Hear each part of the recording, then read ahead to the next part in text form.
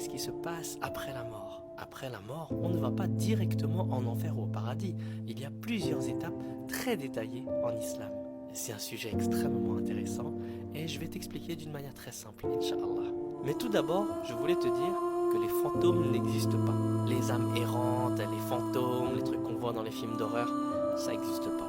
En islam, lorsqu'une personne meurt, elle va dans un autre monde. En islam, lorsqu'une personne meurt, elle va dans un autre monde. C'est pour ça que les fantômes n'existent pas, ils ne sont plus parmi nous. Et cet autre monde, ça s'appelle le barzakh. Allah nous le dit dans la sourate 23, ayat 100, et derrière eux, il y a une barrière, une barzakh, jusqu'au jour où ils seront ressuscités. Et donc pendant cette période, eh bien, les gens qui sont vivants ne peuvent pas interagir avec les morts. Et les morts ne reviennent pas non plus dans ce monde pour hanter les gens ou se manifester. Si les vivants croient interagir avec les morts, ils interagissent sûrement avec des djinns qui peuvent prendre des formes humaines, et même dans nos rêves, ils peuvent prendre une forme de quelqu'un qu'on connaît pour jouer avec nos émotions. Donc lorsque les gens perçoivent des phénomènes paranormaux, eh bien il est bien plus probable que ce soit en réalité des djinns qui jouent avec les perceptions humaines.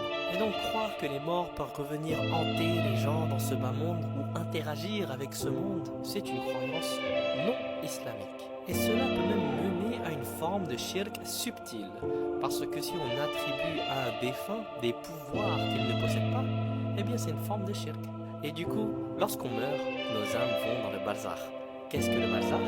C'est le monde de l'âme entre la mort et le jour de la résurrection. Mais comment ça se passe après la mort? Eh bien le prophète Mohammed sallallahu alayhi wa sallam nous l'a expliqué dans un long hadith qui est très profond et très détaillé. Pour le croyant, eh bien les anges de la miséricorde vont venir vers lui avec un visage lumineux. Ils vont s'asseoir autour du croyant avec un linceul parfumé du paradis. Et ils vont dire à l'âme du croyant: ô âme bonne, sors vers le pardon et la satisfaction d'Allah. L'âme va sortir facilement, comme une goutte d'eau qui coule d'un récipient. Elle sera enveloppée d'un tissu parfumé. Les anges montent avec l'âme à travers les cieux et les portes s'ouvrent pour elle. L'âme est ensuite accueillie dans les cieux jusqu'à un certain niveau, puis renvoyée dans son corps, dans la tombe, pour commencer l'interrogatoire. Et pour le mécréant, eh bien, les anges du châtiment viennent avec des visages qui font très peur, et ils porteront un linceul putride, et ils diront à l'âme: